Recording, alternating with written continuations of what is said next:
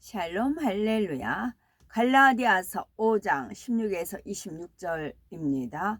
내가 이르노니 너희는 성령을 따라 행하라. 그리하면 육체의 욕심을 이루지 아니하리라. 육체의 소욕은 성령을 거스르고 성령은 육체를 거스르나니 이 둘이 서로 대적하므로 너희가 원하는 것을 하지 못하게 하려 함이니라. 너희가 만일 성령의 인도하시는 바가 되면 율법 아래에 있지 아니하리라. 육체의 일은 분명하니 곧 음행과 더러운 것과 호색과 우상 숭배와 주술과 원수 맺는 것과 분쟁과 시기와 분냄과 당 짓는 것과 분열함과 이단과 투기와 술 취함과 방탕함과 또 그와 같은 것들이라. 전에 너희에게 경계한 것 같이 경계하노니 이런 일을 하는 자들은 하나님의 나라를 유업으로 받지 못할 것이요 오직 성령의 열매는 사랑과 희락과 화평과 오래 참음과 자비와 양선과 충성과 온유와 절제니 이 같은 것을 금지할 법이 없느니라. 그리스도 예수의 사람들은 육체와 함께 그 정욕과 탐심을 십자가에 못 박았느니라. 만일 우리가 성령으로 살면 또한 성령으로 행할지니 헛된 영광을 구하여 서로 노엽게 하거나 서로 투기하지 말지니라. 아멘. 히브리서 12장 14절입니다. 모든 사람과 더불어 화평함과 거룩함을 따르라. 이것이 없이는 아무도 주를 보지 못하리라. 아멘. 제목은 성령의 열매를 맺자입니다. 열매란 밭에 씨를 심어서 싹이 나고 자라서 꽃을 피운 후에 맺는 결과물입니다. 예수 그리스도를 영접한 사람의 마음밭에 성령을 선물로 주신 하나님께서는 성령으로 영을 낳으며 아름다운 열매 맺기를 원하십니다. 성령의 열매는 성령 받은 하나님의 자녀가 영적 성장을 통해 맺어가는 9가지 열매를 말하지요.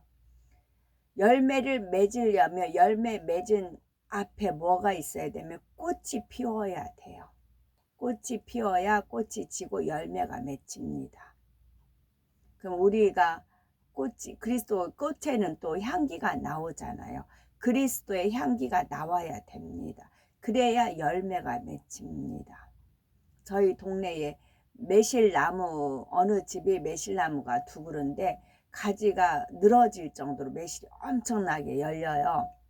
그래서 저는 이제 매실을 좋아해서 이제 지나가면서 매실 참 탐스럽고 예쁘게 저분들은 매실 이제 농사 지니까 나무가 있으니까 매실 안 사도 되겠다. 우리는 시장 가서 매실 사서 가지고 막 그런 번거로움이 있지만 이제 참 부러웠던 집이었어요. 그러다가 매실꽃을 봤어요.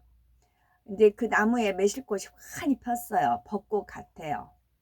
그래서 와, 저 꽃이 다 이제 나중에는 매실이 열린다는 거 아니야? 이제 그런 걸 이제 당연한 건데 새롭게 더 본 겁니다.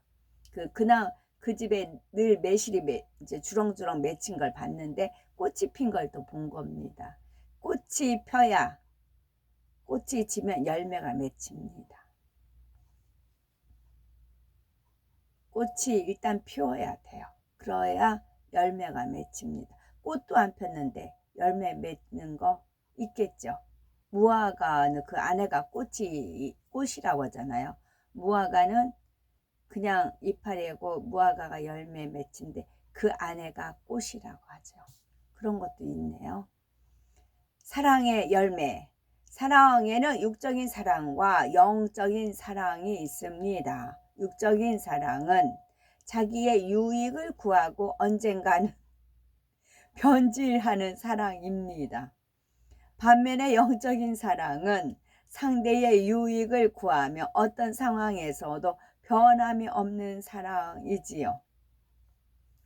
고린도전서 13장 4절에서 7절에 사랑은 오래 참고 사랑은 온유하며 투기하는 자가 되지 아니하며 사랑은 자랑하지 아니하며 교만하지 아니하며 무례히 행치 아니하며 자기의 유익을 굳지 아니하며 성내지 아니하며 악한 것을 생각지 아니하며 불의를 기뻐하지 아니하며 진리와 함께 기뻐하고 모든 것을 참으며 모든 것을 믿으며 모든 것을 바라며 모든 것을 견디느니라 했습니다.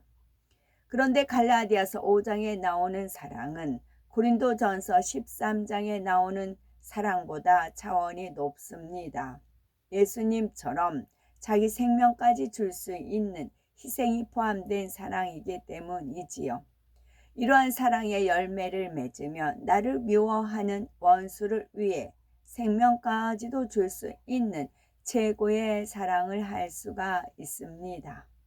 희락의 열매. 희락은 문자 그대로 기쁨과 즐거움이지요. 그런데 영적인 희락은 단순히 기뻐하고 즐거워하는 차원이 아닙니다.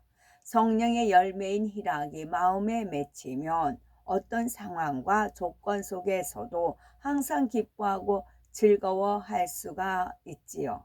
데살로니가전서 5장 16에서 18절에 항상 기뻐하라, 쉬지 말고 기도하라, 범사에 감사하라. 이는 그리스도 예수 안에서 너희를 향하신 하나님의 뜻이니라 말씀한 대로 항상 기뻐하고 범사에 감사하는 것이 바로 영적인 희락입니다. 영원히 지옥에 떨어질 수밖에 없었던 우리가 주님의 보혈의 공로로 구원받아 행복과 기쁨이 넘치는 천국에 갈 수 있게 되었으니 항상 희락이 넘치는 것입니다. 천국을 소망하기 때문에 항상 희락이 넘치는 것입니다. 화평의 세 번째 화평의 열매. 화평이란 내가 오라도 상대에게 맞춰주고 믿음이 작은 사람의 마음에 여유를 줄 수 있는 마음입니다. 진리 안에서 이것도 저것도 가한 융통성이 있고 모든 사람의 유익을 좇으며 편벽되이 치우치지 않는 마음이지요. 부부간에, 형제간에, 부모 자녀 간에, 이웃 간에는 물론이요 그 외의 모든 사람과도 화평해야 합니다. 나를 사랑하는 사람뿐만 아니라 애매하게 나를 미워하고 괴롭히는 사람들과도 화평을 이루어야 하지요. 화평이 깨지는 곳에는 하나님께서 역사하실 수 없고 원수 마귀 사단의 송사거리만 내줄 뿐입니다. 하나님 나라를 위해 아무리 충성하고 좋은 결과를 냈다 해도 화평이 깨지면 칭찬받을 수 없지요. 그러므로 성결되어 모든 사람과 화평을 이루는 것이 매우 중요합니다. 네 번째, 오래 참음의 열매. 대부분 사람은 참기는 하지만 육적으로 인내합니다. 심한 감정이 상할 일이 생기면 참느라고 이를 악물고 부들부들 떨기도 하고 식음을 전폐하며 끙끙 앓다가 노이로제나 우울증 같은 병을 얻기도 하지요. 그러나 영적인 참음은 악으로 참는 것이 아니라 선으로 참는 것입니다. 힘든 일에도 소망 중에 감사함으로 이겨내며 어떤 일을 당해도 요동하지 않고 애매하게 비난받아도 오해가 있나 보다 하며 어찌하든 상대의 마음을 풀어주고자 하지요. 영적인 오래 참음에는 먼저 마음을 개조하기 위한 오래 참음이 있습니다. 마음에 악이 많을수록 오래 참기가 어렵고 성결을 이루는 만큼 더 쉬워지지요. 다음으로는 사람 사이에 오래 참음이 있습니다. 상대가 내 생각과 성격에 맞지 않더라도 항상 선으로 이해하고 참는 것이지요. 마지막으로 하나님에 대한 오래 참음이 있는데 이는 하나님께 응답받기까지 오래 참는 것을 말합니다. 5번째, 자비의 열매. 자비의 영적인 의미는 사람으로서는 도저히 이해할 수 없는 사람도 진리 안에서 능히 이해하는 마음이지요. 또 사람으로서는 용서할 수 없는 사람도 진리 안에서 용서하는 마음입니다. 하나님께서는 바로 이러한 자비의 마음으로 인생들을 궁일이 여기셨지요. 자비는 진정한 용서, 곧 원수까지라도 사랑할 수 있는 마음입니다. 마치 어머니가 젖먹이를 대하듯이 모든 사람을 넉넉하게 품고 포용할 수 있는 것이지요. 설령 어떤 사람에게 큰 허물이 있다고 해도 혹은 중한 죄를 지은 것이 드러났다고 해도 판단 정죄하기보다는 긍휼의 마음이 앞섭니다. 죄는 미워하되 사람은 미워하지 않고 상대를 이해해 주며 그를 살리고자 하는 것이지요. 6번째, 양선의 열매. 양선은 영적으로는 성령 안에서 선을 추구하는 마음, 곧 진리 안에서 선을 쫓아 행하는 마음이지요. 그런데 선을 추구하는 마음만 간절하다고 양선의 열매를 맺혔다고 할 수는 없습니다. 선을 간절히 사모하는 그 마음이 행함으로 드러나야 열매가 맺혔다 할 수가 있는 것이죠. 선한 사람은 그 쌓은 선에서 선한 것을 낸다 한 것처럼 쌓였기 때문에 쌓은 선에서 선한 것이 나온다고요. 선이 쌓는 게 없어요. 그럼 선이 나올까요? 아니라고요. 선을 하나하나 차곡차곡 쌓았어요. 그랬을 때 선이 나온다고요. 쌓은 선에서 선한 것이 난다 한 것처럼 진정 선을 추구하는 사람은 외적으로도 선이 배어 나옵니다. 그러니까 지극히 작은 거 하나, 선 하나씩 차곡차곡 쌓아가는 겁니다. 그러다 보면 선이신 하나님을 만나게 되는 것이죠. 향수를 뿌린 사람에게서 좋은 향기가 나듯이 양선을 이룬 사람에게도 그리스도 향기가 나는 것입니다. 7번째, 충성의 열매. 하나님께서 인정하시는 충성은 세상 사람들이 생각하는 충성과는 차이가 납니다. 맡은 일을 열심히 한다고 해서 그 행위만으로는 충성이 될 수 없습니다. 또 어떤 특정한 분야에만 생명 다하기까지 열정을 쏟는다고 해서 온전한 충성이라 하지도 않지요. 바로 영적인 충성이라야 하는 것입니다. 영적인 충성이란 꾸준히 마음의 할례를 하는 작업을 말하지요. 끊임없이 마음에 두루마기를 빠는 일로, 즉 비진리, 악, 불의, 불법 등 모든 죄를 버리고 성결되어 가는 것입니다. 요한계시록 2장 10절에 죽도록 충성하라 했습니다. 여기서 죽도록 충성한다는 것은 단순히 육의 목숨을 다하기까지 열심히 일하고 충성한다는 뜻이 아닙니다. 성경 66권에 담긴 하나님의 말씀을 생명 다해 이루어 드린다는 의미이지요. 하나님께서 인정하시는 충성을 하려면 반드시 마음의 죄악을 벗어버리는 영적인 충성이 병행되어야 하는 것입니다. 8번째, 온유의 열매. 영적인 온유함은 온화하고 부드러운 성품에 덕이 겸한 것을 말합니다. 덕이 있으면 항상 유순하기만 한 것이 아니라 반듯하게 치리해야 할 때는 위엄을 가지고 치리할 수 있습니다. 온유한 사람의 마음은 솜털같이 포근하지요. 폭신한 솜털에 돌을 던지거나 바늘로 찔러도 솜털은 소리 없이 감쌉니다. 이처럼 상대가 자신을 어떻게 대한다고 해도 온유한 사람의 마음에는 걸림이 없습니다. 그 상대로 인해 혈기를 내지 않으며 서운해하지도 않지요. 또 상대의 마음을 불편하게 만들지도 않으며 그를 이해하고 감싸줍니다.